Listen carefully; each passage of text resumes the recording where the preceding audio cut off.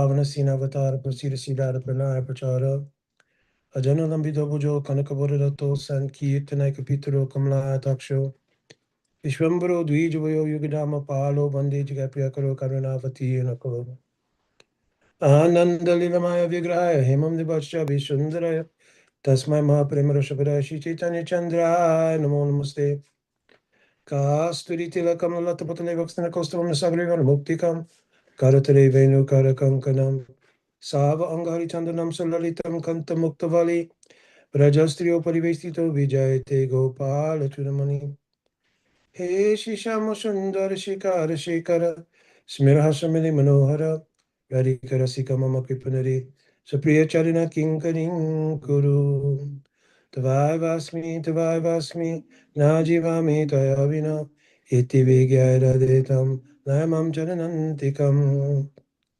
Yat Kinkareshu Bausa Kaluka Kamani Nitaparasha Purusha Shakandamali Tashikadara Sanidevi Sabanujayas Tatkeli Kanjaba Vanangala Majini Shama Vajami Radha Radhavinda Netram Smarami Radha Madhura Smitasham Vadhami Radha Karuna Barajam Tatom Manastigati Nakapi Pakita Vahino Yaparada Lakshay Shiptascha Kamari Tarangamaje Kripamai Twang Sharanang Prapana Vrinde Namaste Charanara Vindam Kanakajalagathro Nila Sobhagya Netro Mrigamaravaravalu Malati Kundamalo Taruna Taruna Vesho Nilampitam Bharesho Smaraneni Brittani Kunje Radhika Krishna Chandro Vancha Kalpaturubhyascha Kripa Sindhu Vaevacha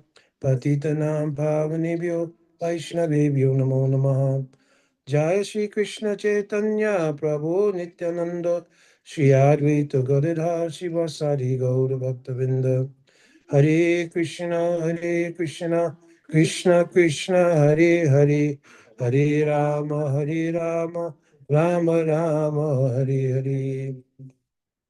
And then what's devotees? What is this? Okay. So the very first, I remember, I don't know how many years ago that was, but myself, Sanatan Prabhuji and his good wife, we went down to South Florida to where we used to do the Bhakti Intensive. And we decided every day that we would do class. And those classes were on the Catur Sloki. So, so that was the very first informal Bhakti Intensive. So I thought after many years I would do the Chatur Shloki again because Chatur Shloki is Srimad Bhagavatam. There's no difference between the 4 verses of Chatur Shloki and a couple of the preceding verses sets it up. And if you understand Chatur Shloki, then all Srimad Bhagavatam is present there. All Srimad Bhagavatam is present there. So Chatur Shloki is also called a sutra. Sutra means, in Sanskrit, it means like a thread that runs through something. But it also means it has particular characteristics. Is somebody? I think the elevator is. Oh, okay. It has, you don't have to close the door, you can leave it open. Oh, yeah. It has particular characteristics. And the characteristics of a sutra meant in Alpa Aksharam. So Alpa Aksharam means that it's limited amount of syllables that are used or consonants or letters that are used. So a minimal amount of information is given. But at the same time, Asadigham, that it has to be something that even though it's very shortly written, it has to be unambiguous. In other words, you have to be able to glean from that sutra, like I'm giving the example. Atato Brahma Jigyasya. This is a sutra which all knowledge of Vedanta Sutra, everything is in this one sutra. Atato Brahma Jigyasa. Now is the time to inquire about Brahman. So there in that sutra, even though it's only those 3 words, it indicates that right now, meaning the urgency of time in the human form of life, one should make the inquiry into the absolute truth. Absolute truth always covers 3 things. Who am I? What is the absolute truth? And what is my process for attaining realization of that? What's that called in Sanskrit? Sambandha, Abhidhamma Parojan. So throughout the entire Srimad Bhagavatam, those are the 3 things that are actually established. And every sutra has to be able to establish those three things. So it means that it has to be asandigham, means it cannot be ambiguous. Shravada means the full meanings of something have to be in that sutra that are in the broader spectrum of it. So in other words, if we make a statement, Krishna's tu Bhagavan Swayam, that statement, even though it's a short statement, it's called the Paribhas Sutra, actually in Bhagavatam. And that statement alone contains every single thing in the Srimad Bhagavatam as well. So the question could arise, well, then why do we need 18,000 verses, 335 chapters? Then you also need so many tikas, commentaries. Why, if those things are enough? The thing is that two things. One is that you need 18,000 verses because that was the epiphany or realization of Vyas. Understand? That was his realization that he manifested. And also, it's the ecstasy of the commentator. So all the commentators, beginning with Adi Sridhar Swami, Bhavarta Deepika, all of their ecstasies in reading and then commenting on what they're reading. But it's not like just academic. It's their realizations coming out in a tika. So that's why we have to have so many things. So everybody, Gurudev, why would he still need to be writing? Srila Prabhupada, why would he need to write any purport? Everything is already written. Understand? Still, their ecstasies come out, and what you're reading in their commentary or purport is their ecstasies. And in their ecstasies is the prabhav of the Swarup Shakti, meaning Ladini Vritti. Then, so any acharya, that's why it's considered extreme mercy when we get the commentaries of the acharyas, because not only their realizations are there, but the bliss they tasted in that realization is present. So when you read their commentary with the right mood, right? At that time, Haribo, somebody's got to mute out on the. Okay. So you also get the prabhav of that bliss if you are a proper hearer, because it's mentioned Satam Prasanga Mamaveya Samvido Bhavanti Rit Karana Rasanaya Kata. So what makes a proper hearer? When there's Prakrish Sangha. Prakrish Sangha means when the hearer is proper. They should be saranagat. They should be fully vested in the kata. Haribo, Haribo. They should be fully vested in the kata. And Satam, the sadhu, Jai Haribo. We can make some, we can put up here even. Yeah. So also, Satam, the speaker, Haribo Ramji. Will it fit up there nicely? Or no? This table right here. Or Haribo.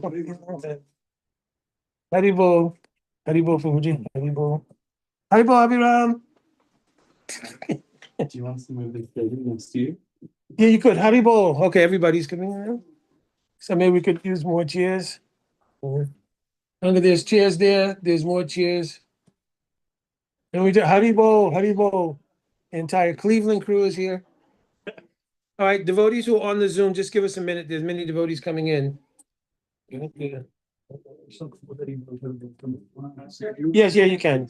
Maharaj is not here. He's coming tomorrow or something. And there's also more chairs. Oh, I was looking for you. Yeah.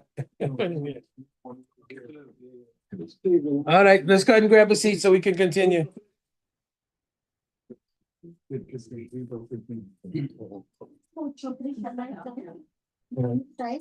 Yeah. Haribo.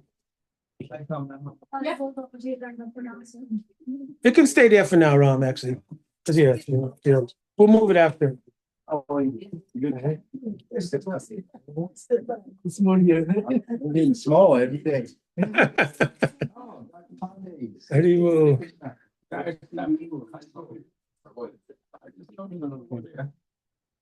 It's not like you need to forward. He's transcended.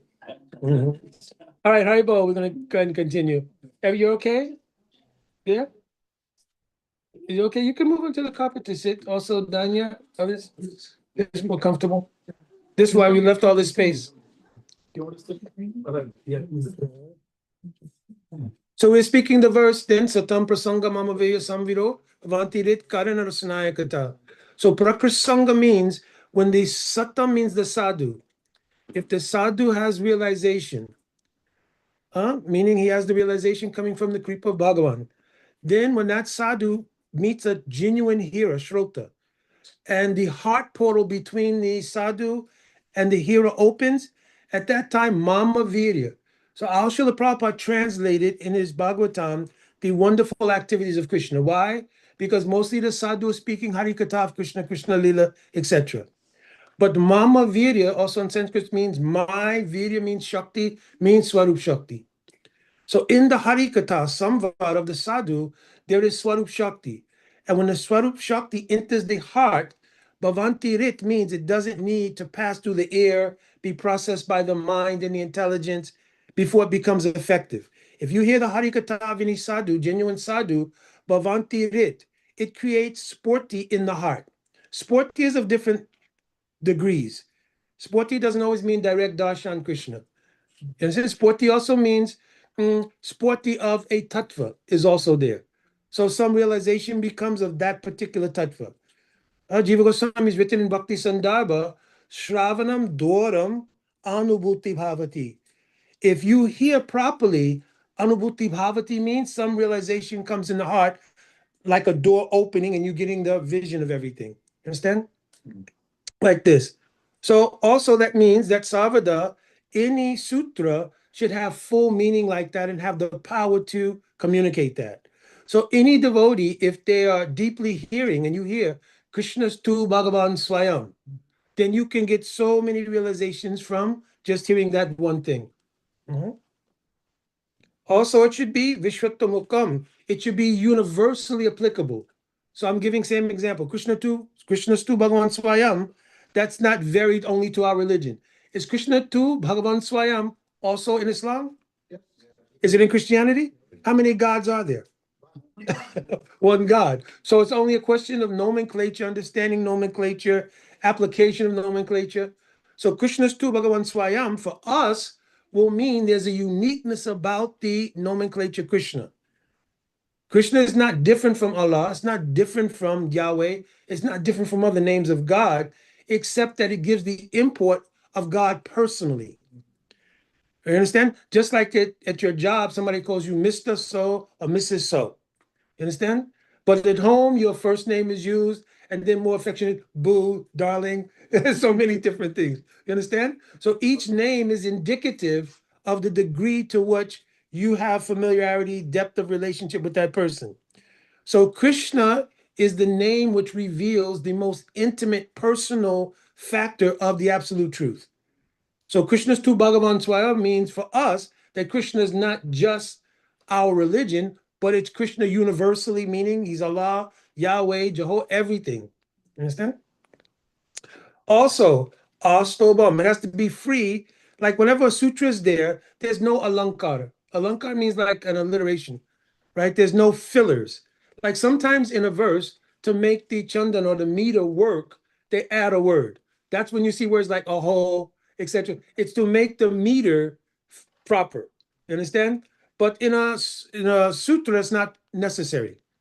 So no extra word or syllable or anything has to be added to make any meter possible. The sutra itself is what's important. And then finally, anavadyam, it has to be faultless. In other words, if it's examined or scrutinized under sastra, it has to be able to stand up. You cannot find a fault with it. You understand? So in this way, the Chatur Shloke are sutras from the first verse going. You understand? And in those sutras, it meets all of these 6 different qualifications.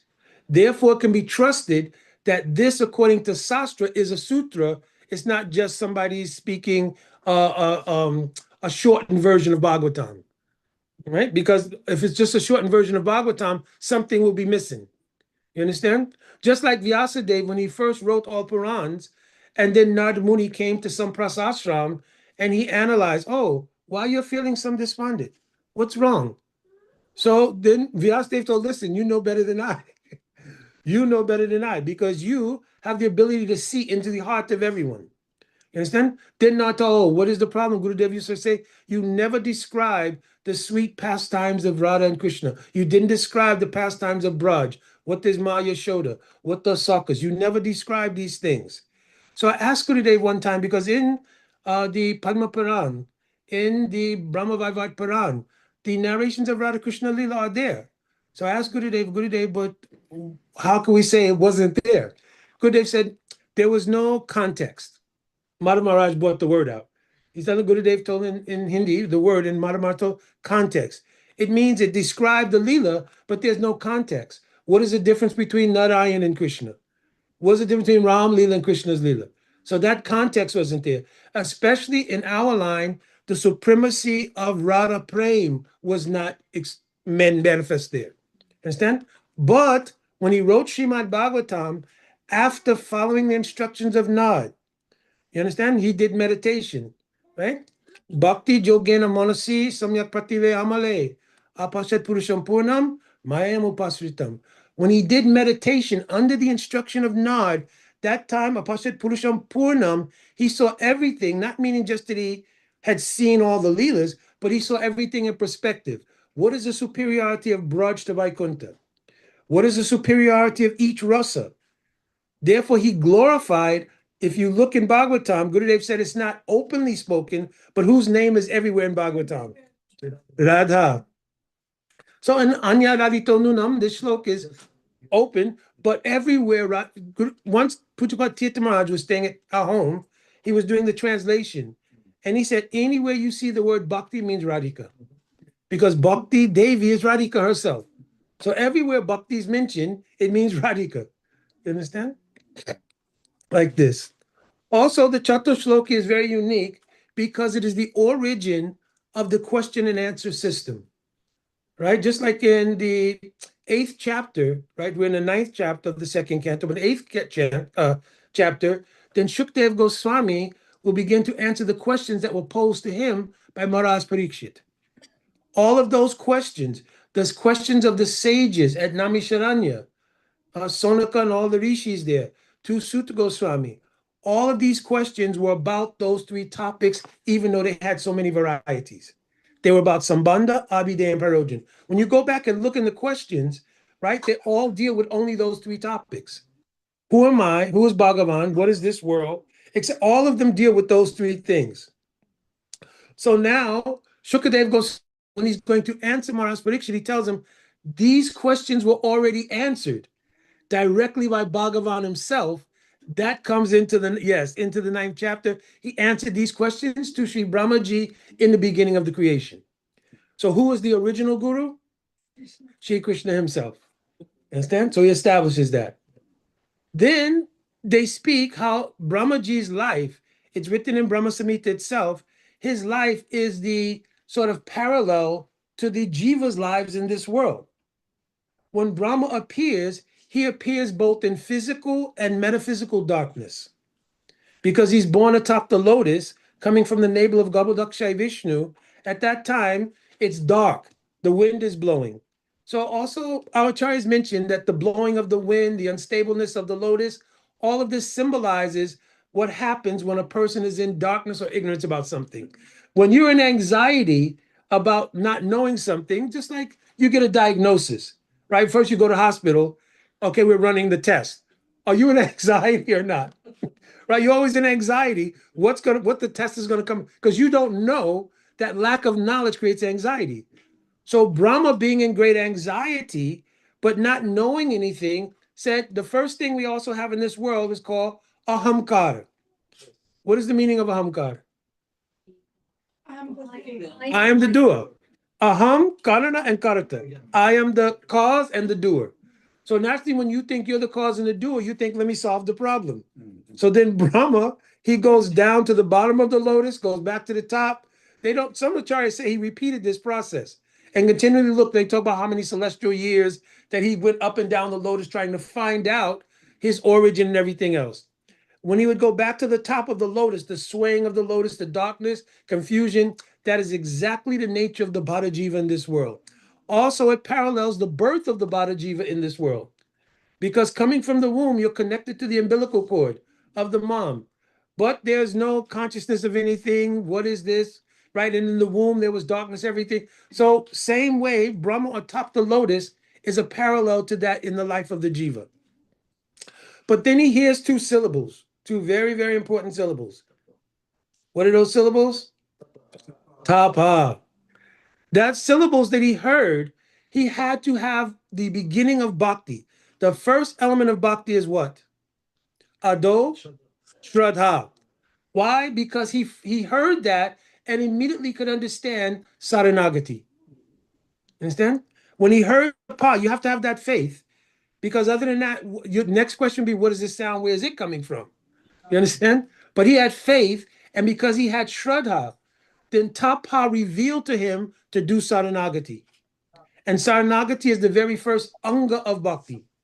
If there's no Saranagati, you cannot do bhakti.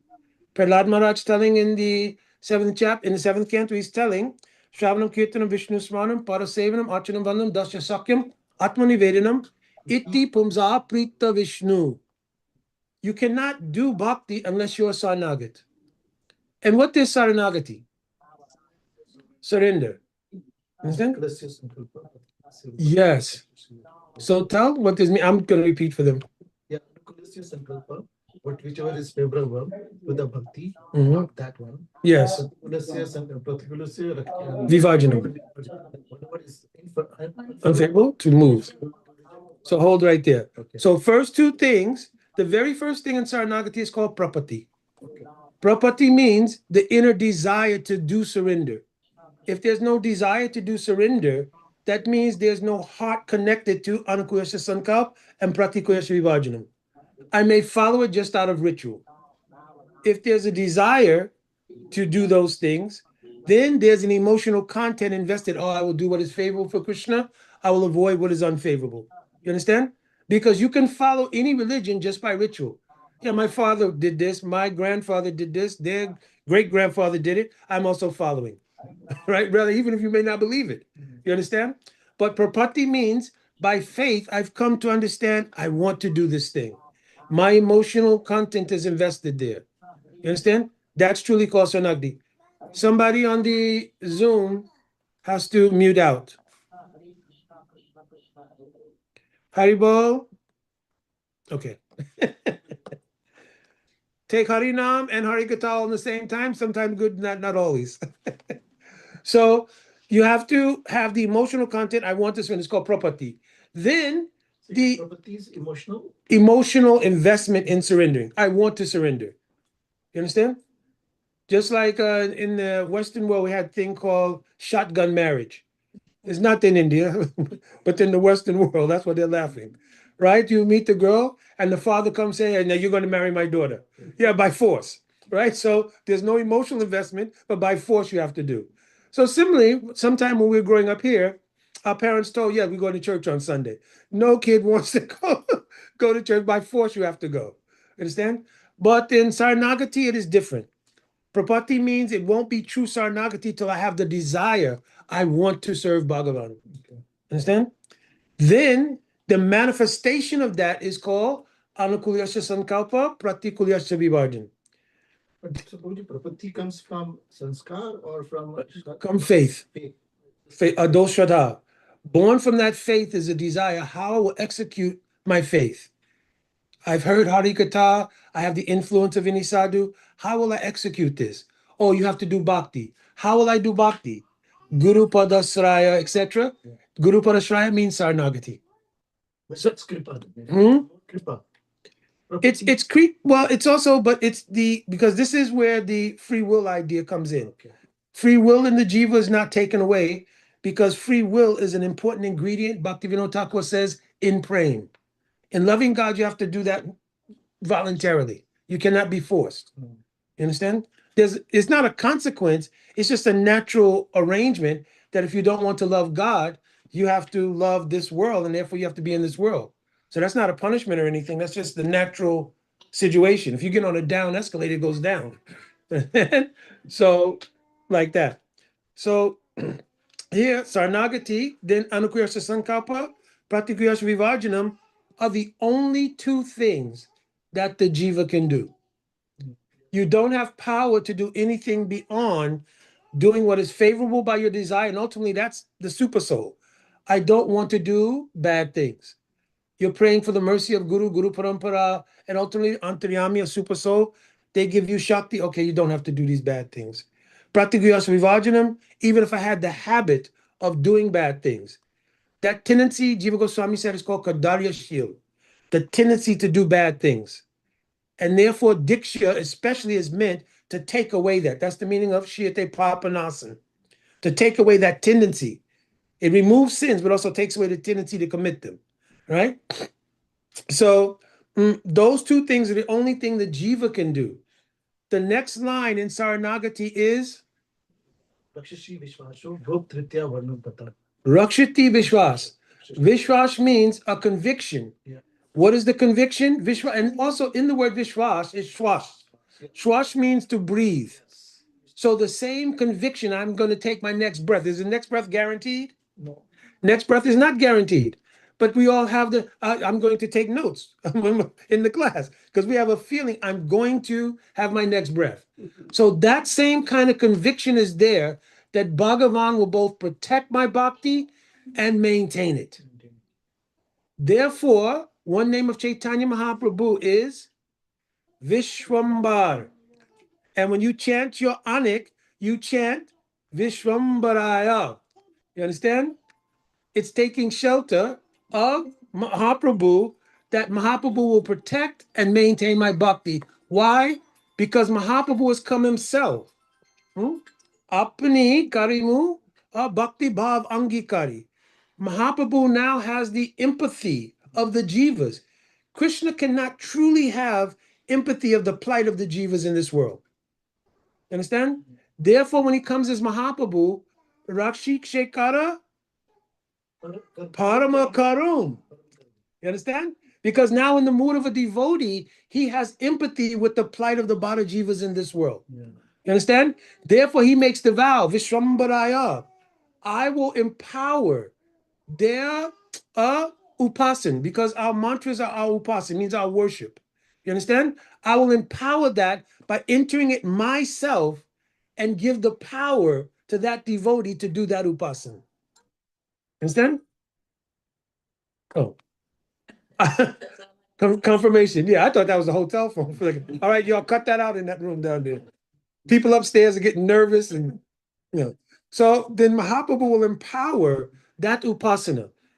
In the Brihad Bhagavatamrita, Sanatana Goswami mentions upasana nusareno date Bhagavan hi phalam.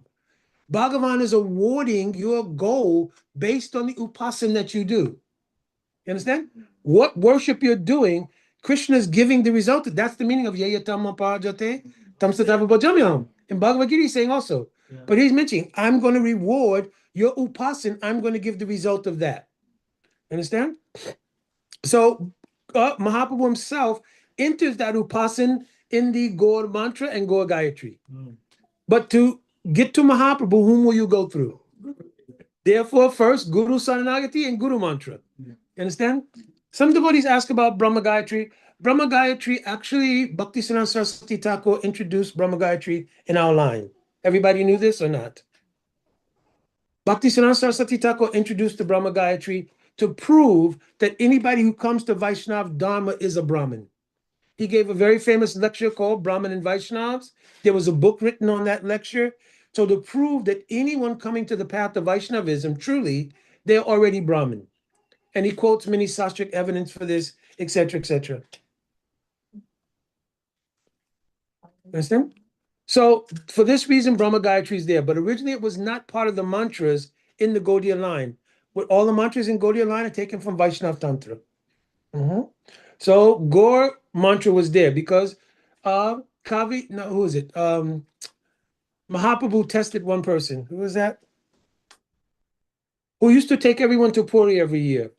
Shivananda Shain. Shivananda Shain, that was his mantra. Was the Gaur Gopal mantra. And actually, when one devotee was saying that he was completely empowered by Mahaprabhu, he said, I'll know you're empowered by Mahaprabhu if you can tell me my mantra. Because mantra should be gupt. It should be hidden. So he told him, yes, you're chanting the Gaur Gopal mantra. So it's proof that that mantra was already existing there. You understand? Our Guru mantra, Guru Gayatri, also exists in Vaishnav Tantra. Understand? But Mahaprabhu only chanted one mantra. What mantra he chanted? Da Sakshara mantra, the last part of Gopal mantra. He only chanted. So the very last words. No. mentions each chant, the last part of Gopal mantra. Here's the interesting thing. Kam Gayatri is the realization of Gopal mantra. You understand? From Gopal mantra, Kam Gayatri is realized. So really, it's not like two different mantras. It's that by chanting Gopal mantra like Brahma did, he heard the Gopal mantra from Divya Saraswati, which I'm going to go into next. And from that, he realized the flute song of Krishna as Kam Gayatri. So the Gopal mantra is the sort of step into the realization of Kam Gayatri. Understand? Then Chaitanya Charitamrita is telling what is Kam Gayatri. Apakrita, Vrindavane, Apakrita Navina Madan, Kam Beach, Kam Gayatri, Yanra Upasan. It is the Upasan particularly for Madhurya Rasa. So if you were trying to figure out what rasa meant, etc., then you have to look at the upasan that you're doing, the practice you're doing. Just like I always give the example, if you meet someone and you say, "Oh, what are you doing?" I'm in my third year of law school. Oh, you're going to be a plumber? Yes, it doesn't line up. So if you're chanting 30, 40 years the Kam Gayatri mantra, pretty much guaranteed that you're going to Braj, and for the most part, mostly are going to be in Madhurya Ras. Now, that could be in Priyanama Sakya Ras also. Therefore, in our line, in the traditional lines, two things are prominent. Manjari Bhav and Priyanama Sakya Bhav. These are two prominent in our line.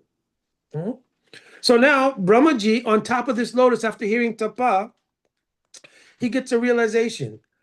How does he get this realization? Because in the Tapa itself, which is the 16th and the 21st syllables of these Sanskrit Vagas, understand? He gets an understanding. What? The Tavaga. Ta, ta, da, na. This is the Vaga. Vaga means like yeah. And then the next one is going to be pa, pa, ba, ba, ma. Understand? So what is it though? So Jiva Goswami Pad, in his Harinam Amrita Vyakaran, it's his book on Sanskrit grammar. He explains everything in relation to the names of Krishna. So he explains, Ta here means Bhagavan. Ta, that, Bhagavan. Who, Ta, right? Who gives protection to all. Da, that Bhagavan who gives protection to all also shows great mercy. Doya. And Da. He dharan. He maintains and holds all the devotees. So he's protecting our devotion, protecting even all the other Bada Jivas. He's also protecting. Understand? And Na. Na means, and he negates. What does he negate? Pavaga. Pa, ba, ma. So the pavaga means, pa means parishram. Parishram means the endeavors of the material world. And but in the material world, because it is not natural to the jiva, it's always a struggle. Krishna mentions in Bhagavad Gita that the jivas are struggling with the material energy.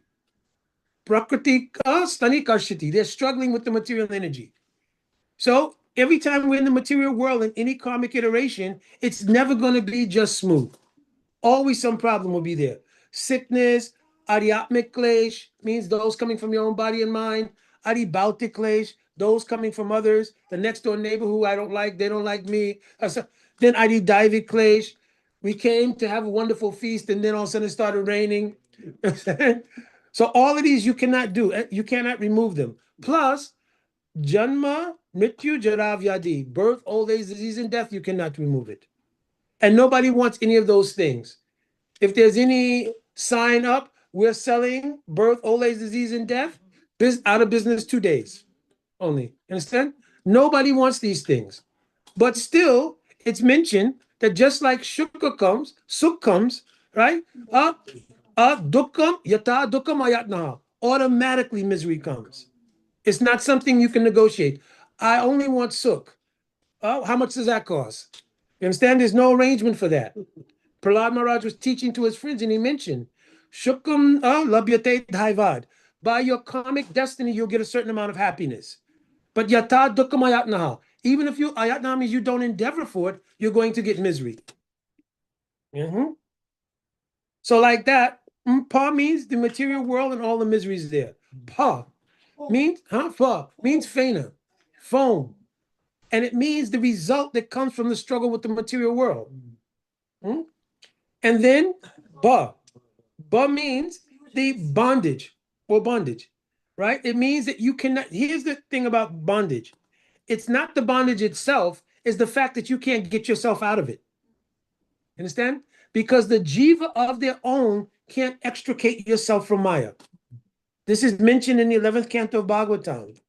Anadi avidya yuktasha purushasha vedatmanam swato na sambhavanti anya. You cannot remove yourself from Maya. Just like quicksand. Everybody know what the quicksand? If you go into quicksand, can you get yourself out? No. You cannot. It requires somebody to come, extend the rope to you, pull you out. And what happens the more you try? You go deeper. So in the material world, there are 5 features that are attached to material life. Material life itself is called avidya. It means the lack of knowledge of my real nature, which gives then an artificial nature called asmita. In Sanskrit, asmi means I am, like Tavaiv asmi, Tavaiv. Asmi means I am, ita means a condition. A condition in which you think I'm something other than the servant of Krishna is called asmita. As soon as that takes place, a duality happens. Icha dvesha samutitvena dvandva mohena bharta, Bhagavad Gita is saying. As soon as you are not understanding I'm the das of Krishna, duality arises. What duality? Rag and dvesh. Something is good, something's not good. In the soul, is there any duality, good and bad? Therefore, the soul is Satchit, Anand. No mention here of Dukh or anything. It's only Satchit, Anand. You understand? So there is no duality of Rag and Dvesh, something's good, something's bad. The last thing is called Abhinivesh. Abhinivesh means an inextricable absorption in the material world that you cannot break yourself. So Anya here means Ganatua, Ganadobhavet means only Sadhu Guru can now, like in the quicksand, pull you out and establish you again back in your constitutional position. So this is the meaning of bondage. The result of bondage is naturally fear. Bhayam dviti abhiniveshata syat. As soon as this duality arises, there's a confusion about my real identity. And like we talked about with Lord Brahma top the lotus, anytime there's confusion or something, just like when I was working many years ago, we had to do our qualification 4 times a year. So you go and you're shooting. At that shooting range, there are like houses not too far away. And one lady actually complained to the city. She was saying every day these police people coming and they're shooting. And then I get ready to take my breakfast and spill everything. So she was complaining because every time you hear the gunshots, she's jerking. So like this, immediately when there's some unknown variable of any kind, we become a little nervous. If all of a sudden the lights go out, I remember I was a small child and unfortunately I was in the barbershop. And the first New York City blackout happened. I'm older, so but the whole city, what you can't imagine, all the lights in the city went out. That's unheard of. So first, everybody was just very quiet. Nobody was saying anything. He was only halfway cutting my hair, by the way. So, it was a very unique haircut. I may have started a style back then. I don't even know. But anyway, all the lights in the city to go out at one time, that's unusual. So first, everything was very quiet. And then suddenly you heard like, the Martians are coming. People were running down the street. And then somebody else said, we're at war, so all kinds of things, people full of anxiety because of not knowing. So bhaya, or fear, is the natural result of our material conditioning and being bound in this world. Why? What is it that we don't know when we're bound in this world? Who we actually are. This is actually a state in which you really don't know who you are. So that absence of that knowledge, in the Bhakti Sandarbha, also Jiva Goswami is mentioning there, Maya Avrita Surupa Jnananam. The knowledge of your nature is covered. And because it is covered, a natural anxiety is there. That's the meaning of the verse, Bhayam Dviti Abhinaveshatasyat. There's a certain kind of anxiety that naturally arises because I'm not in my natural reality. I'm identifying with something I'm not. and therefore naturally anxious about stuff. Even you see people have wealth, family. I remember also while I was working, sometimes in a part-time job, we would get what's called security details for people, very wealthy people. They hire people to protect them. And you could see you have so much money. You have all the things that you wanted, big house, car, everything else, but you're afraid to go down the block to the store. Understand? Somebody may kidnap me. Somebody may get my family, something. So they pay so much money. Oh, oh, no, not Vina. Vina is not free. Oh, security people. Oh, yeah. Yeah, I remember actually when I was working, we used to have various jobs, but sometimes a lot of the politicians would come. And one time, Winnie Mandela came here. At the time that she came here, Nelson Mandela was not the president of South Africa. So the State Department would not give her a security detail. So then she hired us, and it's very expensive to hire security detail to be with you all day long and so forth, so on. But she hired security detail because they're afraid something may happen here. Even though her husband's such a powerful figure in the world, still she had to be afraid to come to America and so forth, so on. Understand? So this is the natural fear that comes from bondage. And finally, ma. Ma means mrityu, means death. So the greatest fear that everybody has in the world of bondage among the conditioned soul is the fear of death. Gurudev used to always say very boldly, don't be afraid of death. Step on the head of, he made all the time he would say this. You understand? This is the truth. And we're scared. But this is the interesting thing. Now, also, we've dedicated this whole intensive to our Induleka Didi. Understand? Because she recently had her transition. And at the time she was transitioned, what you can see is the people who are still alive are more afraid than the people who are leaving.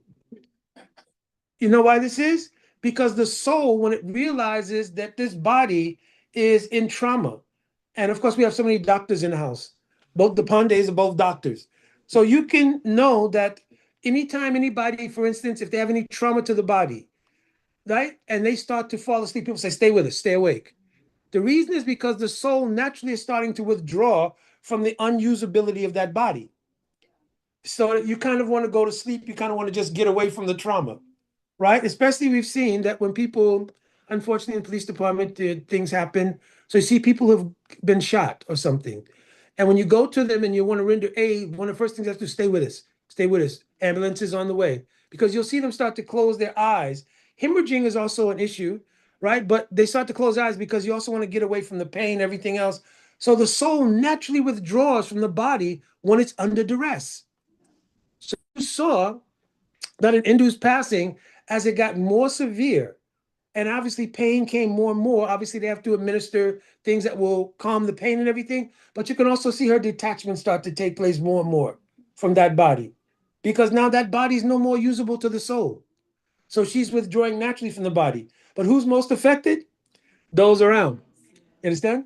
That's why at any antyesti means the final rites. When you pass this world, they're going to do your, in English, funeral rites. In Vedic culture, they ask that you do not cry during the antyesti itself.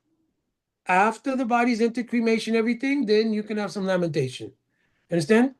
Only for guru, acharya, etc., openly lamenting, because that lamentation will be connected to your spiritual dynamic. If you lament to any person, relative, friend, etc., in this world, those tears and those feelings actually shackle the soul from feeling free to go. You understand?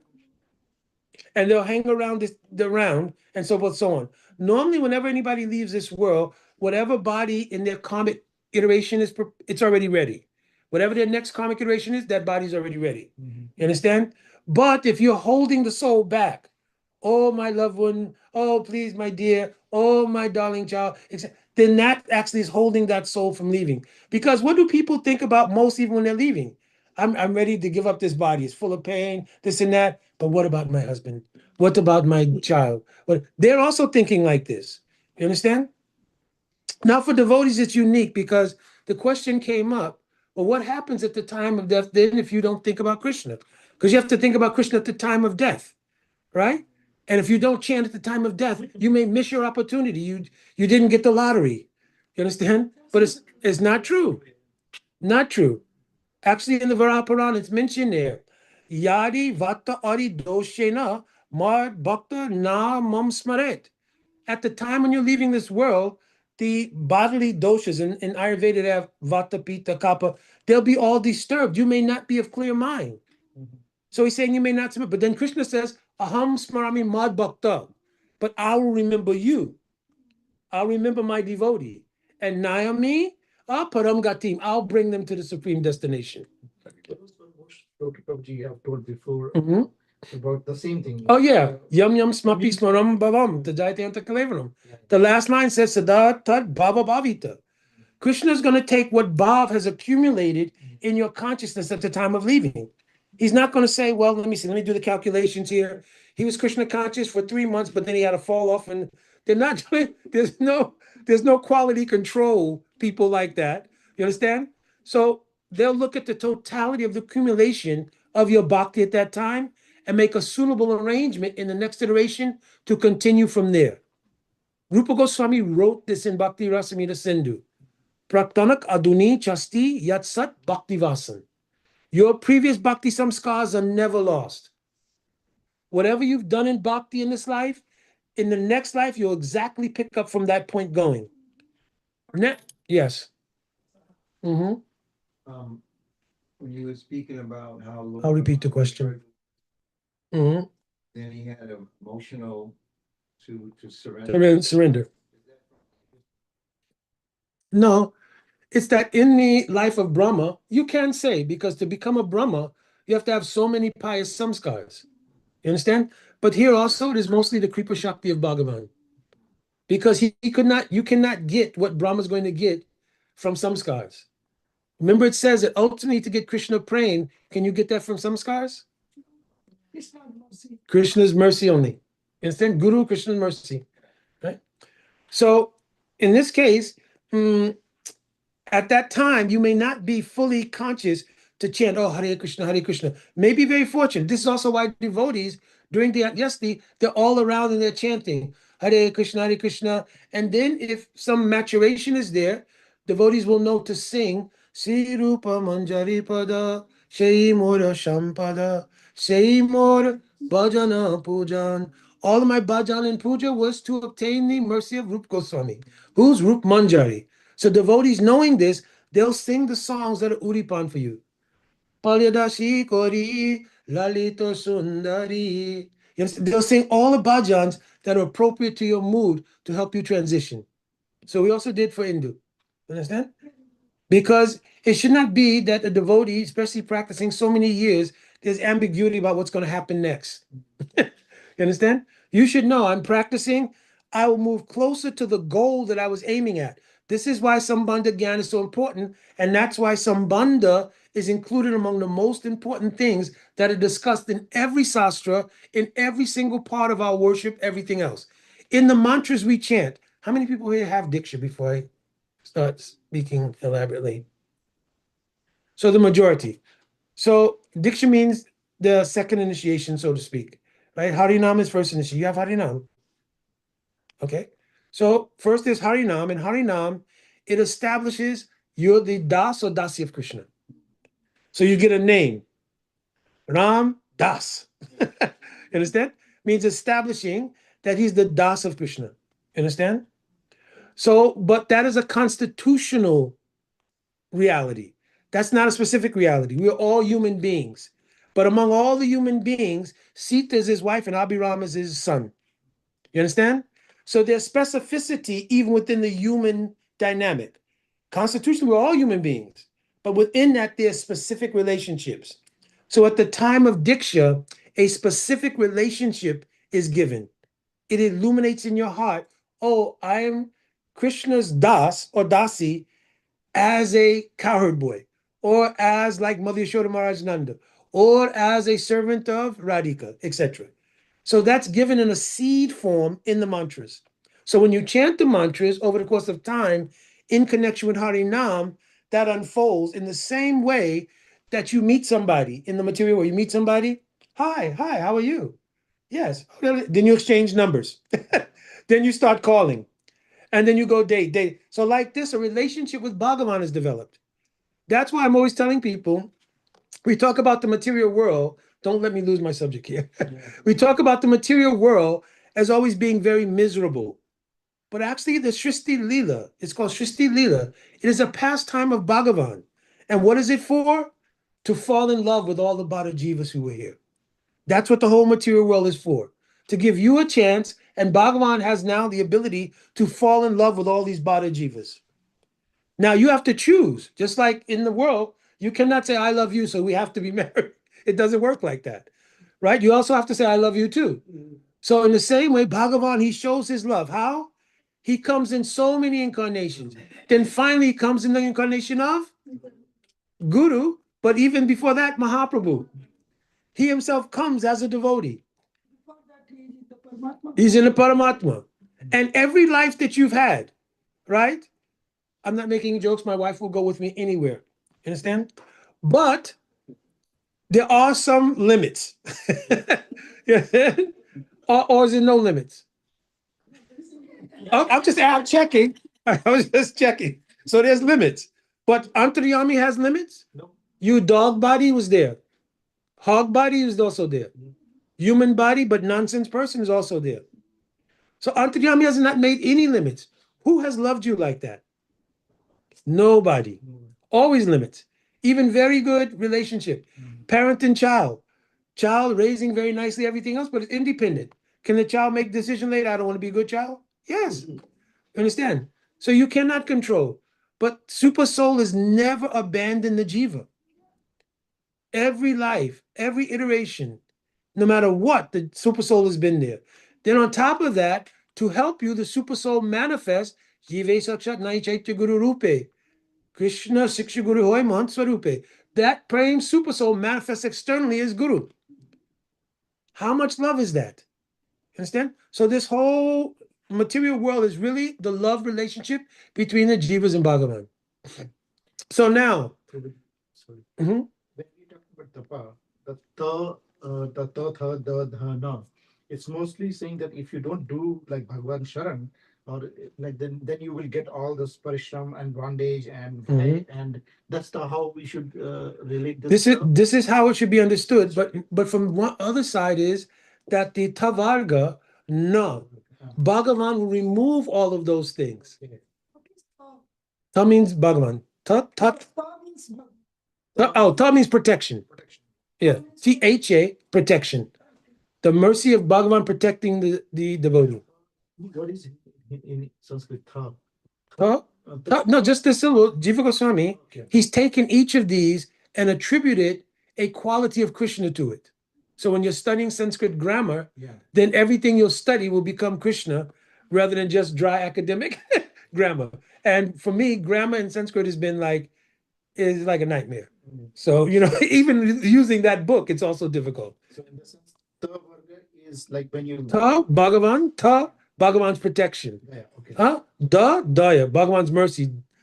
DHA, Dharan. Bhagavan is holding and protecting. No, he's going to remove pa, yes, ba, ma.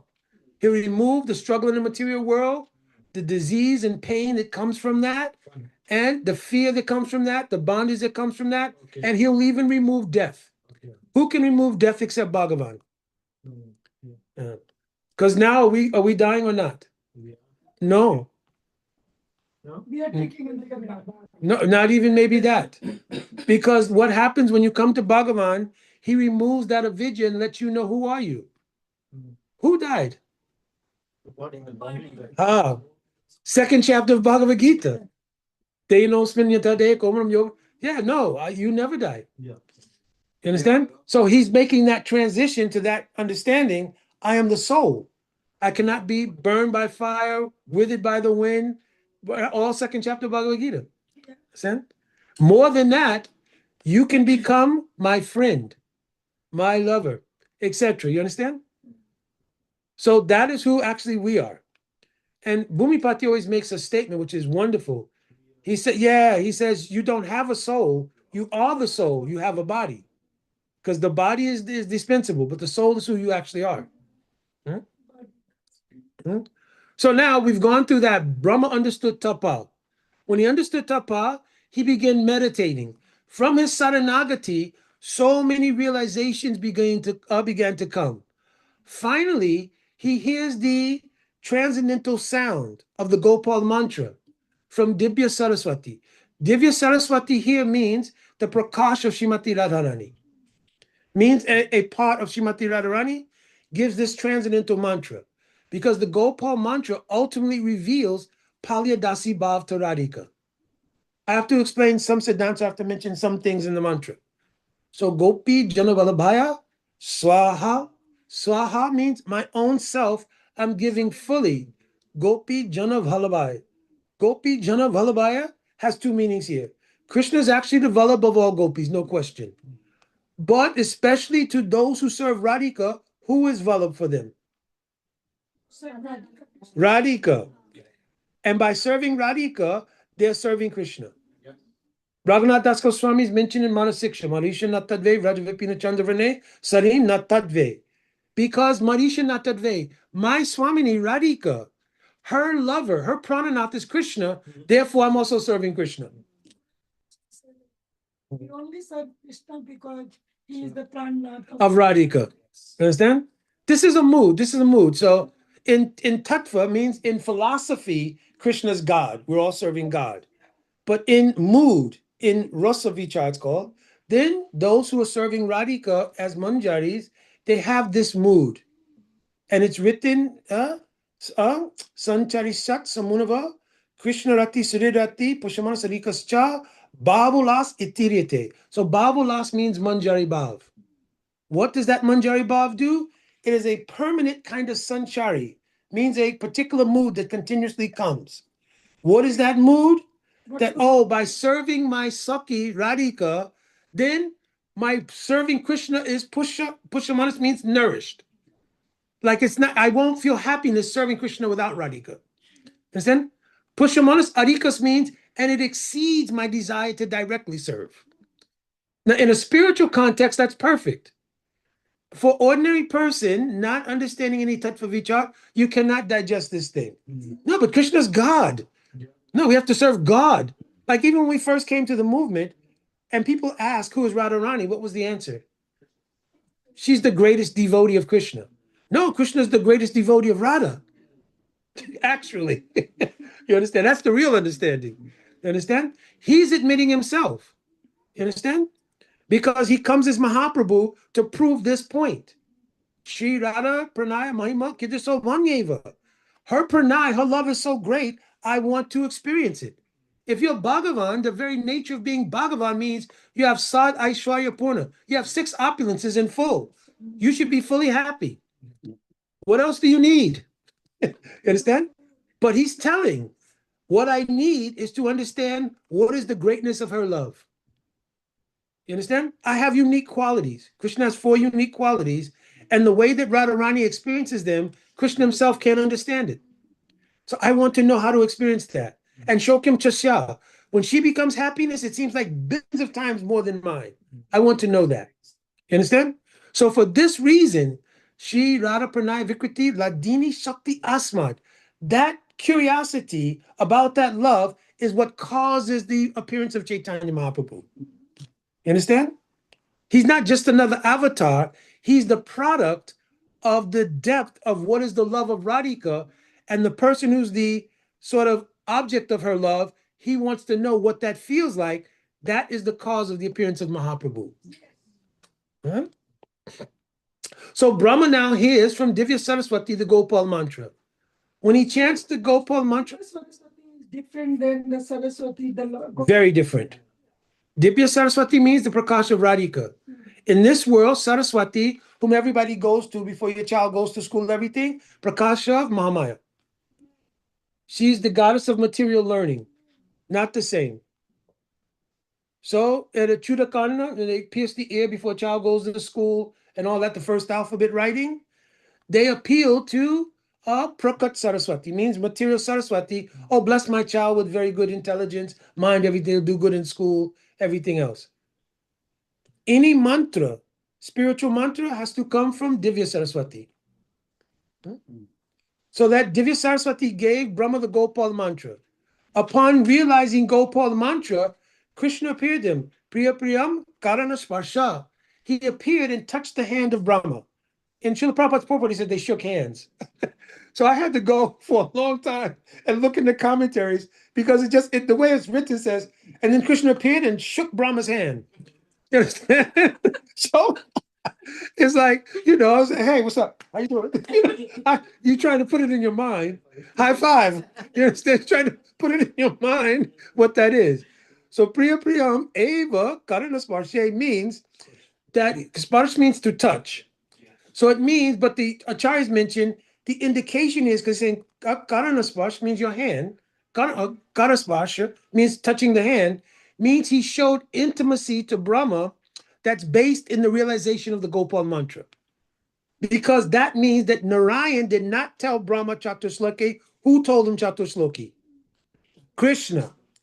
That's why when he wrote Brahma Samhita, he didn't write Narayan. He wrote Govindam Adi Purusham Tamaham Bhajami. Now you understand how it begins to make sense. Because it was Krishna who appeared to him, and in that verse, it indicates by intimacy, because with Narayan, you cannot have intimate mood like that. Only Dasya mood. So Krishna personally came, gave him intimate touching to let him know, yes, Krishna is going to speak to you. This Chatur Shloki. You understand? So he realized that in the Gopala mantra. Upon realizing that, he then heard the sound cling. So what does this cling? It is a beach, but kalam bamadrisam manoharam. It is the flute sound of Krishna. Kalam bamadrisam manoharam. You okay? You know what it is? Right here, this first door? No, on that side. So kalam.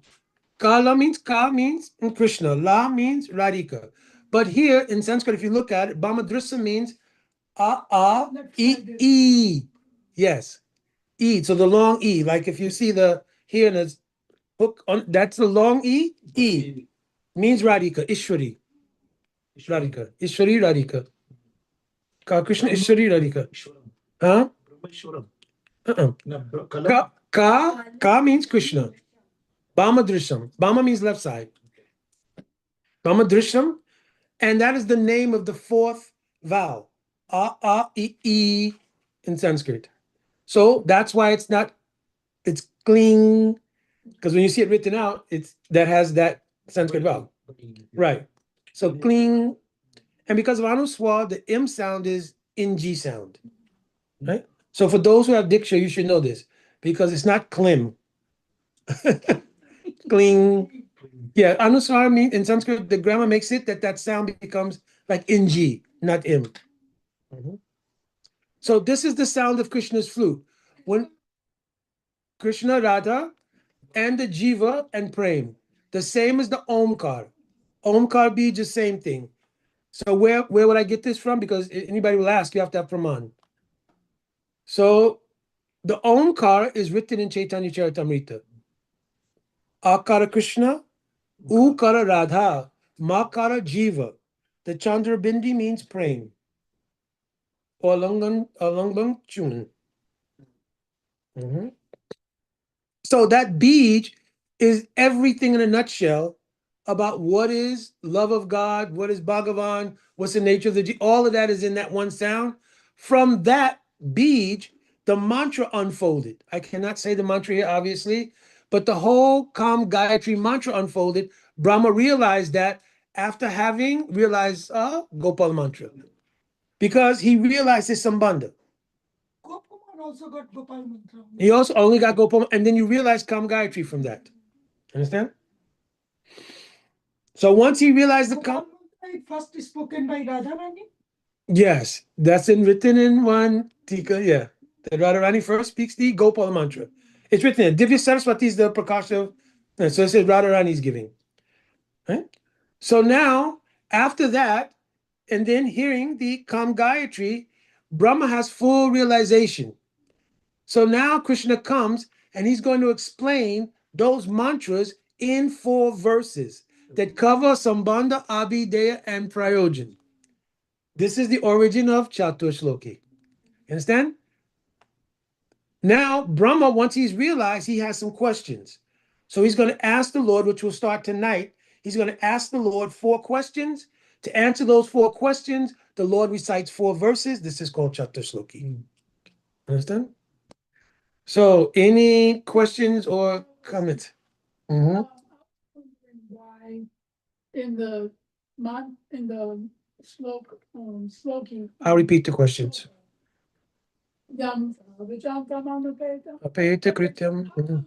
Mother Saraswati is mentioned after Narayana Rishi when No, that- no, that's Narayan. No. Narayanam namaskritya naram chavo narotamam devim saraswatim vyasam tato jayam udirayat. In normal oh, yeah, etiquette, you should acknowledge before reading any sastra, you should acknowledge the author, the meter of the sastra, etc., etc. So in there, it's acknowledging various elements of Bhagavatam. One is Nara Narayan Rishi. Nara Narayan Rishi is symbolic of Arjuna and Krishna, but it's also symbolic of the jiva's inherent relationship with Bhagavan, constitutionally. Nara Narayan means the jiva can have any independent existence? No. So in that verse is saying that Nara and Narayan are inextricable. Bhagavan and the jivas, they're not, you can't separate. There's no separate existence of the jiva.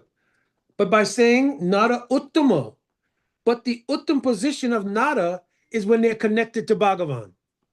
Understand? This is the whole meaning of Nara and Narayan. Namaskritya means I'm offering obeisances to that position. Narayanam namaskritya, naram chaiva. Chaiva means I'm offering to and to, it's going to say and to Saraswati, etc. But Nara Uttam means that Nara, who has obtained Uttam status by being related to Bhagavan, I'm offering my respects, namaskar to them, and to Saraswati. Why? Because Saraswati is the divine power to allow you to understand what is Srimad Bhagavatam. If you don't get Bhakti Shakti, you won't understand Bhagavatam. And where does Bhakti Shakti come from? Srimati Radhika. And Srimati Radhika, when she's disseminating knowledge, she is called Divya Saraswati. Thank you. So whole Chaturma Sloki is like realization of Brahma in the form of Kam Gayatri. No, that Brahma's life parallels the unfoldment of the jiva. We're born into this world, we're born in darkness and ignorance, and then gradually by the mercy of Guru, right? But in order to receive the mercy of Guru, Guru Padasraya is the same thing as Saranagati. You have to surrender to Guru, taking shelter of Guru, then Guru gives Tasmat Diksha Shikshadi. They give mantra and they give shiksha in that mantra. Then he shook hands with Brahma. Visrambena Guru Seva. Because now when there's Visrambena Seva, the portal between the heart of Guru and heart of the Sishya opens. If Guru is kept on reverence, then that portal will only remain as far as Dasya Rasa is concerned. This is how Acharyas are telling. Yeah. If the portal remains only in on reverence, Krishna's Bhagavan, and the Guru is also Sakshariri, Dvena, Samasa, like Bhagavan. You understand? How you know, how you learn what is intimacy of love. To Bhagavan only you'll do seva. So that's why for many devotees, just spend like I do different sevas, different sevas, different sevas. But how you develop bhajan to love Bhagavan? That has to come from Vishrambena Guru Seva. So then Guru, in that intimacy, when they do siksha of the diksha, means they give you the love, the process, they do siksha in that. When there's a transmission between the two, the heart portals are open, that mood comes in your heart. Understand? That mood comes in your heart, and that mood begins to fructify. Now, in previous lives also, that was already developing. If you are here right now today, Bhava Apavaga, I'm going to read that verse here because it's very important. Oh, I know by heart. Bhava Aparaga Abrahmato Yadi Bhavaj. Janasha Tarihi Achuta Sat Sangamaha. If you've gotten this kind of Sangha of Gurudev, Srila Prabhupada, already you're near the end of your sojourn in this material world. Bhava Apavarga, you are already on Apavarga path near the end. Bhagavatam is telling. If not, you could not hear these things. You understand? And this is one of the things I've been telling devotees when I travel. You have to see the process and listen to it. You have to see it and listen to it. Devotees are thinking, how do I know where I am? How do I know if I'm advancing? The process itself is telling you. You understand? So many people think, like, if you ask anybody, how did you come to Krishna consciousness? Bhakti, how did you join Krishna consciousness? Huh? Oh, well, see, just no cut cards. Yeah, I had prasadam. He's also a very excellent cook. Right? So that makes sense, right? Right? Now, it appears that I came from prasadam. You understand?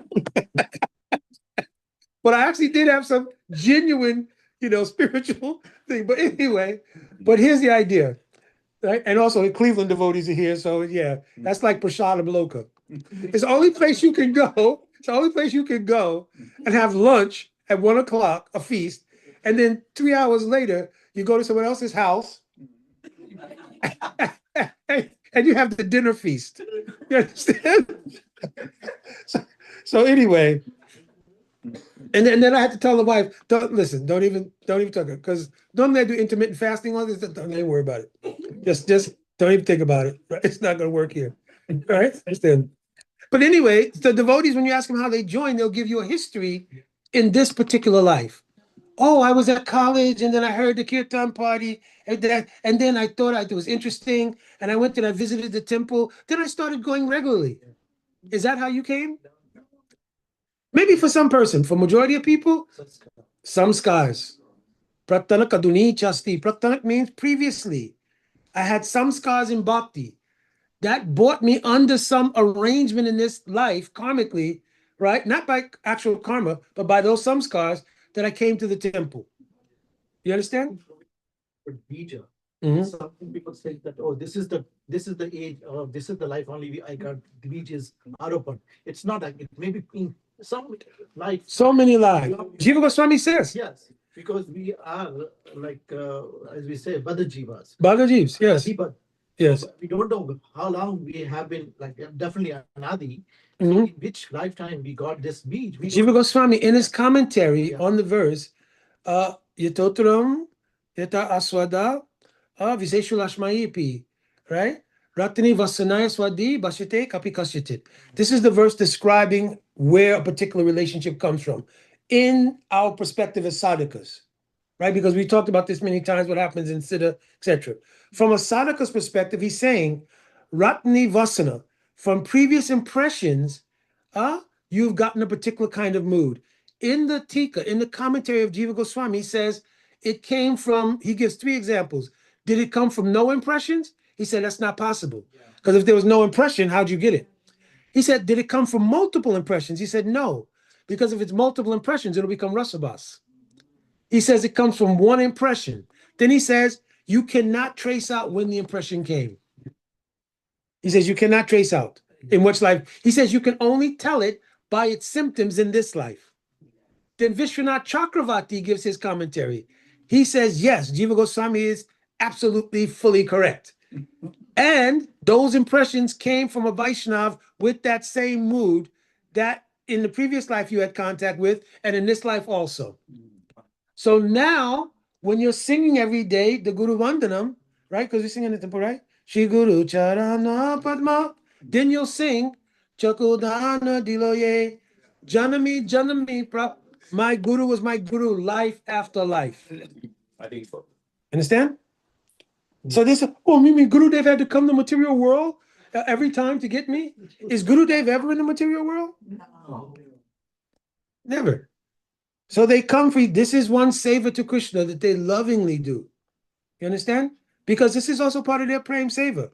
Rup Manjari came to this world as Rup Goswami.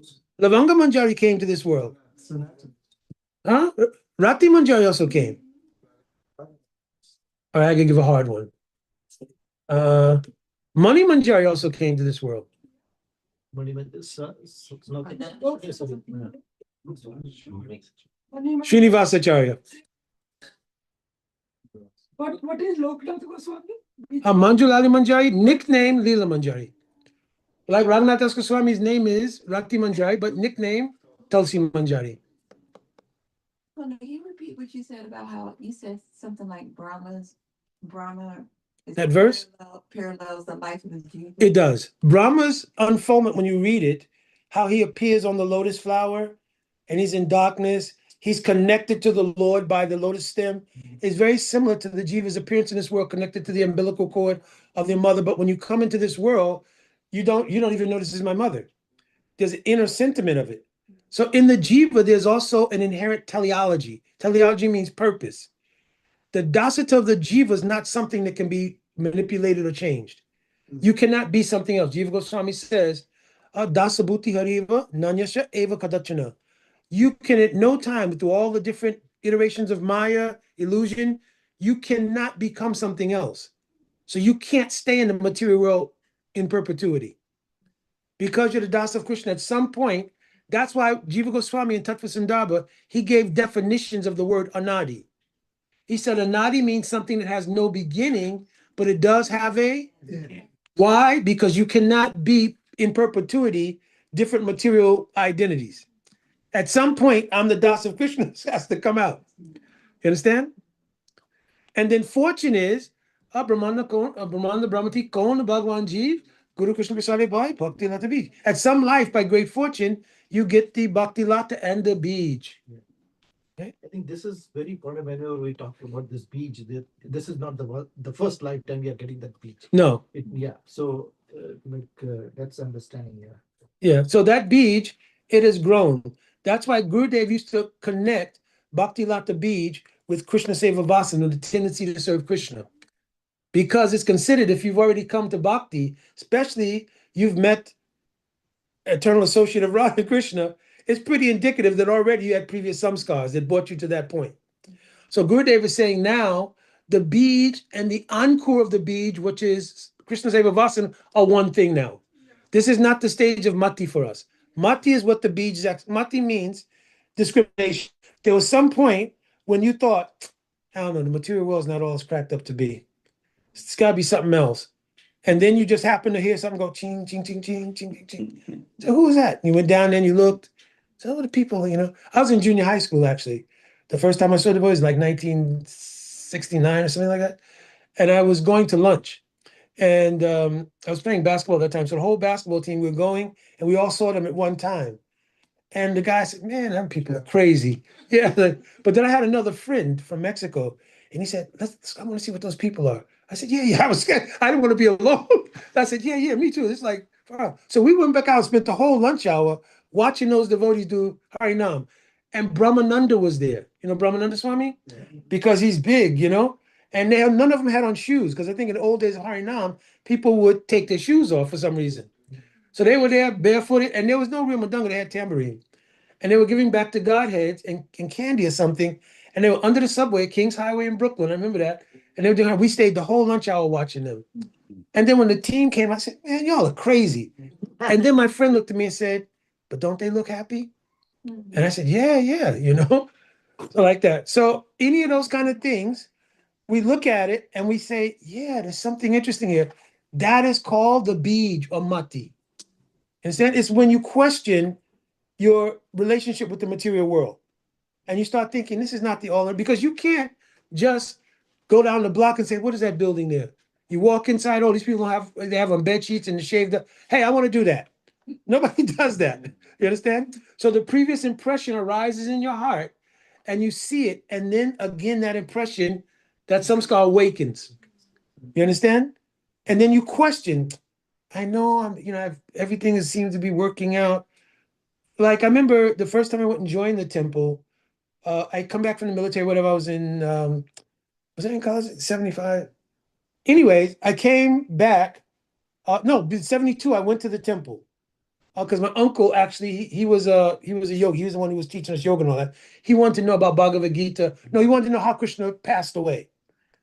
So I called the temple and we saw it in one book, but I couldn't pronounce it. So instead of saying Mosala Lila, I called the temple on an old rotary phone. That's how old I am. And when the devotee picked up, I said, yes, hi. We just wanted to know about the Mostly Lila. And the devotee was like, because they probably maybe didn't know Mosali either. Because the 11th canto was, he said, what? I said, I just wanted to know, we wanted to know how Krishna passed away from the world. He said, we don't talk about that on the phone, but if you come to the temple, we have books on all these things. So my uncle gave me $50. And at that time, there were no Ubers, but they were called gypsy cabs in New York. So a gypsy cab is like an Uber today. They come pick you up, take you to the place, wait for you, and bring you back. So we called a gypsy cab. I went to the temple, and that was the first deities I ever saw in this lifetime, which was Radha Govinda in New York. And the devotee said, "Oh, you're the person who called." So he brought down like a box. He had a BBT box, it said, and it was full of books. And so I gave him the whole $50. And then he said, wait. And he went down, he brought back up. They had prasadam, but it was in a plastic Ziploc bag. So it was like upma. And the pakoras were in the bag. So the pakoras got soggy, but it was so good. Incredible. And then he was saying, listen, we have a feast here every Sunday. He didn't, just like Bhakti Siddhanta, he didn't tell me nothing about philosophy. So we have a feast here every Sunday. It's like that. Huh? Prashad is The the same thing, yeah. for bachelors. Like Yeah, exactly. Prashad is the attractive. When I go to the ISKCON temple. Yeah. Prashad is the one that attraction. The thing is, I went to the next Sunday feast. Now it's not that healthy, right? Yeah, I hope so I fully have faith it's spiritual. Because it's on Sunday feast in New York, you would have Malpura, Srikhand, halava, and sweet rice in the feast. Now that's like it's just like personified diabetes, but it's transcendental. You understand? It's transcendental. That's what you have to think, huh? It's transcendental diabetes, right? Understand? Because it's unimaginable that you'd have all the things in the same feast. You know what I mean? It'd be like Srikhand, Malpur, which is like it's like donuts in strawberry yogurt or something. And then you have sweet rice and Srikhand. Glove jam. Oh, you made me forget. Then glove jamuns, right? All of that would come out. Then there was always two subjis, and they always had to have curd in the subji. And then you would have two rices, right? Yellow rice with something in it, and then regular rice. Then pakoras and New York Sunday feast and puris, right? So it was a fried diabetes transcendental arrangement. Urinary arteries. Yeah, it was transcendental. And then they said you should take prasadam up to your neck. They make you exercise so much. Uh, Before giving you that kind of prasadam, they make you exercise so much. Oh, the kirtan. You can Yeah, kirtan. The kirtan part. Yeah, I remember kirtan. I remember kirtan in Los Angeles when I went to the temple. Devotees would lead the kirtan, and one devotee, Agni Dev, who passed recently, he was like my kirtan leader in 75, but he would do kirtan, and the kirtan would become so amazing that in Gorarti, so they'd be singing, and then if you had your eyes closed, you're playing, the singing got more faint, and I looked, they had left the temple. They went out the back door of the temple, and they go all the way around the block. And in Watsika Boulevard, they circle the block. And in Los Angeles at that time, there was 400 devotees living in the temple. So Sundar Arti, you're talking about 75, 80 people at minimum, because you have grasses living outside, but you're talking about 100 people maybe minimum. So they went out, they go all the way around the block, and then 15 minutes later, you're still playing cartels, and you see them come back to the door. Jai Hari Bol! Hari Bol! So yeah, I mean, it was and even Harinam, they would break up into two parties because too many devotees to go in one party. So they'd break into two parties and meet in front of the Chinese restaurant in Los Angeles, the famous one. Yeah, so you'd hear the other party come. They did that in New York sometime too. You hear the other party coming, so the kirtan gets bigger and bigger and bigger, and then when they all meet together, it's like 300 or 400 devotees. Mhm. Now, question. Yes. Does the bhakti perish in life after life? No, it's not perish. No. Bhakti samskars are permanent. Whatever you were doing in this life, is it going to be transferred to the next life? Automatically, unless there's aparad. It may happen. Might have downfall in the same life.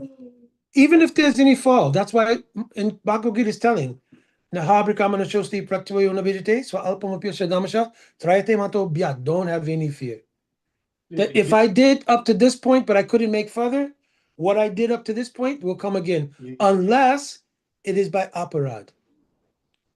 Aparad, if you're in Bhav and you're in Madhurya Rasa, if you commit, Vishnu Chakravarti Thakur has written in his commentary, it will take your Madhurya Ras Bhav and bring it down to Dasya Ras. But it will not perish. It will not perish, It will not but it will move it. Huh? But they can fence. Cannot perish. But you say in the next life you get it out. Yeah, yeah, yeah. What do you say? It's Dr. Pandey's unique life. That's okay. Dr. Pandey's Uh, Dog can also do what they want. the dog of Shivananda Singh. Also, Mahaprabhu, when he's small, I'm coming around. When Mahaprabhu was a small child, it mentions in the, what is this, Lokanath Goswami's? What? Not Chaitanya Bhagavat. Chaitanya Mangal. That when Mahaprabhu was a young boy, he used to go with his friends, and one day they found a whole group of puppies. So they were standing and they were looking, that puppy in the middle is the best. So Mahaprabhu said, okay, I'll take that one. So the boy, why are you taking that one? We're all here together. Why do you get to choose the best puppy? So Mahaprabhu told, there's so many puppies here, you also can have one? He said, but why are you taking the best puppy? We should all have that best puppy. So Mahaprabhu said, okay, listen, we'll all own that puppy, but I'll keep it in my house. So Mahaprabhu took the puppy, and he took back to the house. But now, as soon as Sachima saw it, she said, if your father will come here, see that they're Brahmin family. He comes see this dog in the house, what do you think will happen? He'll chastise you so much. So he said, so then Mahaprabhu started crying, and all the boys crying. So I said, okay, you keep outside and you hide away from your father. So then they were keeping the dog. Every day they would come to play with the dog and so forth, so on, like this. Then one day, Sachima, she thought, listen, if Jagannath Mishra will find this dog, not only chastising Nimai, I'm also getting chastised. So she took the dog and she let the dog go free. So when Mahaprabhu came, he saw the dog was gone. He began crying just so hard, so much, everything. So then, after some time, he stopped crying. He was pacified because Sachima told him, yes, because you love that dog so much, then that dog will be happy. So you don't worry, don't be sad. So then some people came and said, oh, very strange thing we saw here in this Navadvip Dham. I went to go bathe, and all of a sudden, when I went to the Ganges, I saw one dog, Hare Krishna, walking back and forth, chanting Hare Krishna. This is before Mahaprabhu's Leela. He's a child that time. So this is his Baal Leela. But still, the influence, that dog. And then Shivananda Sain used to take that dog on the skin. That dog went to see Mahaprabhu's darshan. He was also chanting. Now, He used to pay more money yes, for crossing. to help that dog cross. Now, that being a point that I'm coming around, is that Mahaprabhu also went to Jharkhand. And in Jharkhand, even the animals, lion, tiger, deer, all embracing, chanting, crying. This is something called Yavarashrai Viti. I'm not speaking this thing here now. But we are also here in Massanutten. And because this is in the hills, there are bears here that are in those hills. So we are not Mahaprabhu. My point being, they normally don't come down because there's so many people here and so many cars, everything, right? But don't go on a Japa walk up into the mountains. So, but you can drive up. It's very beautiful up here. You can drive, but don't walk in the mountains and chanting very loudly. Don't worry, like the bear will embrace me, anything. Yeah, because he didn't notice anybody safe. But yeah, no. Yeah, so I just want to, for safety reasons, I'm also mentioning. Ram, let's go. When we were coming out, I saw that one couple was coming. I mean, he was wearing the t-shirt, looked like that he's follower of all this. Uh-huh.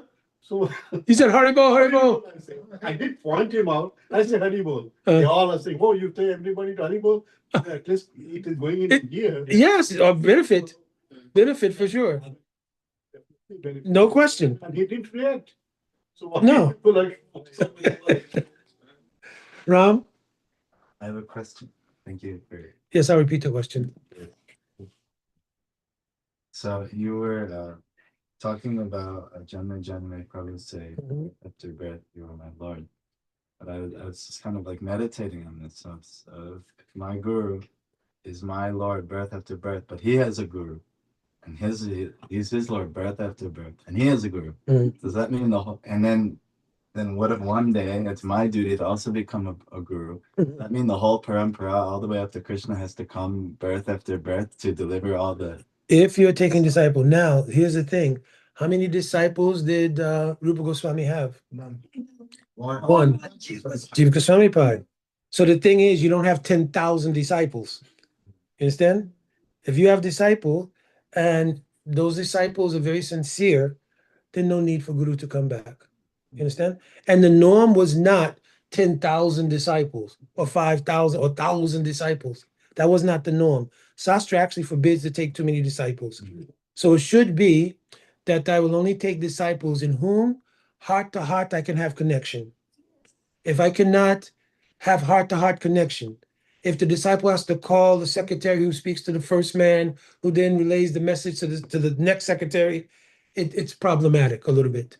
I spoke this on Namras's podcast. Now, Al Srila Prabhupada, my Srila Gurudev had 1,000 disciples. They are called Sain Pati Bhaktas. That is a special mission of Mahaprabhu. Al Srila Prabhupada, he fulfilled the prophecy. He was the personified fulfillment of that prophecy. So also it's mentioned, Guru Agya Sirasi Dharani Shaktive Swarupine. He had the empowerment directly of Nityananda Prabhu. You understand? So he had that power to take all kinds of devotees from every rust, from every angle of vision, and bring them on the path of Mahaprabhu's bhakti. Those are unique. But if you ask any Prabhupada disciple, everybody, and Gurudev said as well, nobody felt like they were not personally with Gurudev. Nobody felt like that. But I've heard from devotees sometimes, oh, well, I can't speak to my guru. Like one disciple, Trivikram Prabhu, he was in Dallas at a program and they were discussing something. And he said, oh, wait, let me call my guru. I'll ask him. And the devotee looked and said, you can call your guru? You should be able to. Now, we shouldn't think that, it's not a question of Maryada here, proper etiquette. It's that guru disciple, we don't live together like it used to be in ashram. So you should be able to call or to message or to say, Gurudev, I have any question, I have this and that. If it's busy, Guru say, I will contact later and answer. But if you're so busy, you have so many people, why should take a disciple if I can't help you? And it's not an institutional thing. You just join an institution. This is the protocol. Disciple guru, it's deeper than marriage. You understand? How much love and affection? Because you're saying, I'm willing to come back to this world again and again to get that person. How much love you have to have? You understand? That's what Vishwambrain Guru Seva. That's what you said. That's Vishwambena Guru Seva. So Ram's question, because I know devotees asking, he was asking if Guru comes back each time for the disciple, because we're quoting the verse, Chakudandilaye, Janami Jamni Prabhu say, then what happens if everybody in Parampara has to do that? Which is a good question, right? But I was mentioning that most didn't have many disciples. Lokanath Goswami, one disciple.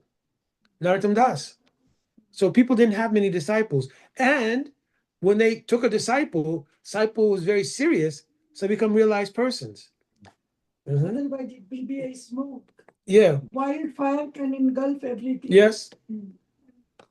And also, my Gurudev told, because the thing is there, that especially Ashrita Prabhupada would tell, if the disciples are not sincere, they don't follow properly, etc., then the Guru will incur some karma from that. Yeah, get the brunt of that. Get the brunt of that. So this is good to make the disciple conscious, to try to practice properly. You understand? But then Gurudev told, if the Guru is sincere, you understand? Krishna then, as Antaryami, comes to protect that person and absorbs all of that karma. But then you don't tell the disciple that, because, well, Gurudev, he's okay, he's fine. And, he'll be all right. I'm just going to have a little fun, right? He'll be all right. May I follow up? Yeah, sure. So when does it break for like those previously in the parampara? Like say, my guru, he has to keep coming back for me because I'm the rascal. Mm-hmm. But he might be delivered because it's Maryada that he would take a guru. So how does his guru have to come back because I'm being a rascal, and does his No, it's not like that. And also, this is a lot. It's a post. And also it's in the context of Krishna's mercy, because who's delivering? Is it the guru or is it Krishna who's delivering? Krishna's delivering. So Krishna may say, no, no, I don't want you to go back. I'll deliver that person from the impressions you gave in your Acharya Leela. I'll make that impression in their heart. In this life, they'll become Siddha. Krishna can do like this. So that's what. I just want to add that a lot of times we try to take what we have learned or experienced from a material point of view and try to see it from a transcendental point of view. Srila Prabhupada once mentioned that Guru is one, but he comes in an infinity of forms. So this is the answer to your question. This is how this actually happens. Yes. It's not that, oh, this Guru stand here, this line, he's gonna come in here, then this one's gonna. It doesn't come like that. It could be that also Shiksha will come in another life. Now, here's the thing.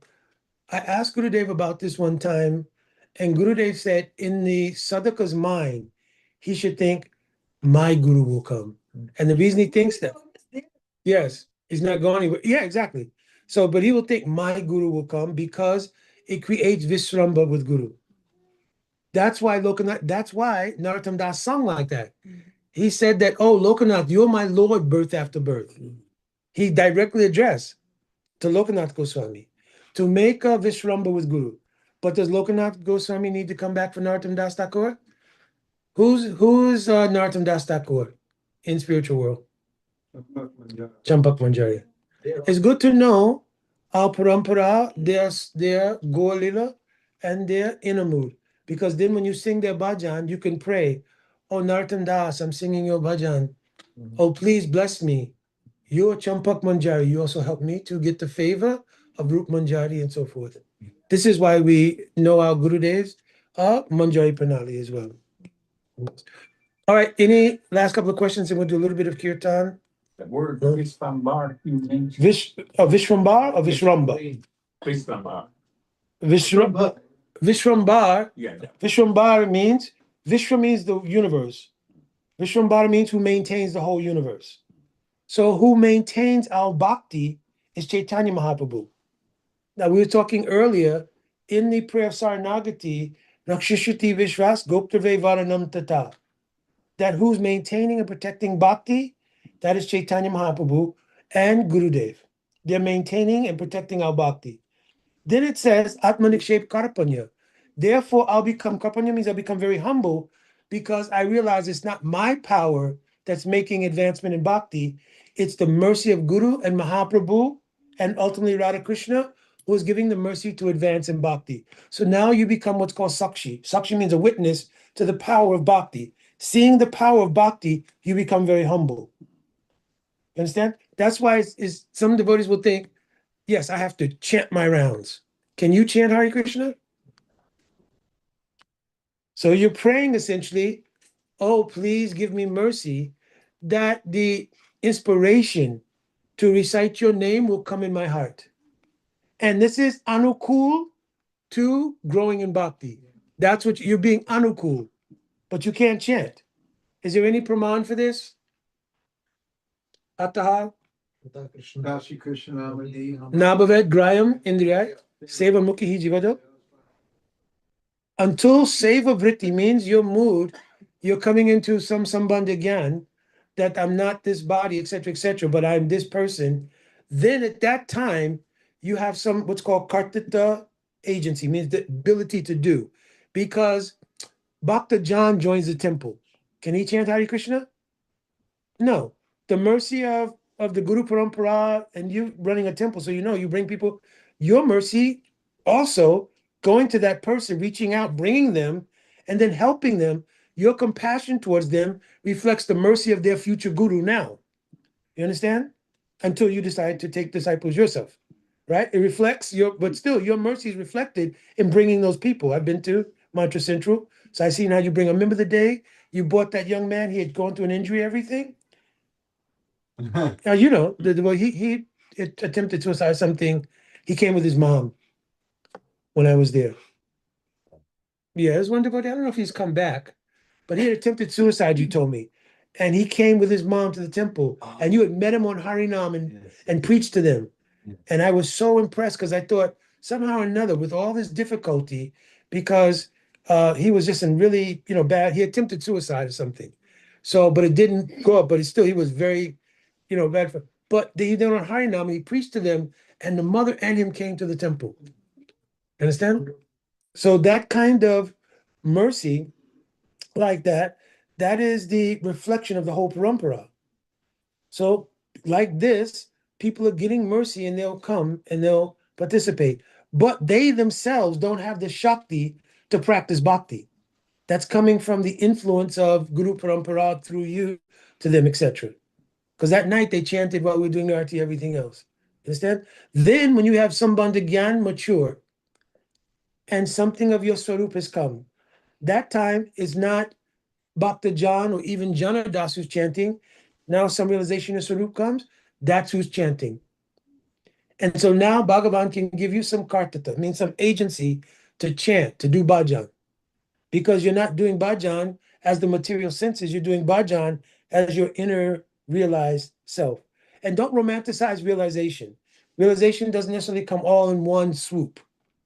You'll know what your identity is before you see it in person. You understand? You'll know before you see it in person. Because when you're doing bhajan properly, gradually in the bhajan is telling you this, like this, and you have to be able to hear that. So under guidance, you learn how to do bhajan. Inside you'll know, but you have not seen yet. Then gradually it becomes more clear. Then in bhav, it crystallizes and you see it. Most of us are thinking now, I'm going to keep chanting 16 hours every day. Then one day I'm going to hear something. There's Krishna. It's in the heart. Yeah. There it is. I knew it's right? Or you hear the ice cream man's truck pass and you hear bells while you're sleeping. There it is. There's the ankle bells. I hear it now. So it won't happen like that. You'll come to know your Swarup in incremental stages, to Shraddha, to Sadhusanga Bhajana Kriya. Anatana Vritti will pass. In Nishta, the heart becomes clear enough to start reflecting the taste of a particular service. And therefore, you'll have an aspirational desire. I want to become the Palanadasya Radhika. Then, as your bhajan increases, a conviction comes. This is called convicted realization. I am the Palyadasya Radhika. Then in your bhajan, something will come. Oh, your name is like this. Your age is like this. Something small come. Then that's not to be revealed, right? You'll just chant that, right? You keep chanting, doing your sudden bhajan, but now I'm convinced this is who I am. Then in Bhav, Swarup Shakti will descend on that and it crystallizes it. Yes, you are so and so. This is your age, this is your where you live, etc. 11 different things will manifest. 5 lives will go by that time. Huh. All right, so I think today we'll just do a little kirtan. Rami can do a little kirtan, a little low. They'll hear it upstairs, but they'll be benefited rather than call in and complain. Do we have instruments? No, we were just doing by hand here. I can bring some tomorrow. Oh, you have? I brought some. Okay, so we can bring, as long as we do low. So for today, just low. Hare Krishna, Krishna Krishna, Hare Hare, Hare Rama. Very bold devotees, so we'll end here. Hare Rama. Hare Hare, Hare Krishna, Hare Krishna, Krishna Krishna, Hare Hare. Hare Rama, Hare Rama, Rama Rama, Hare Hare.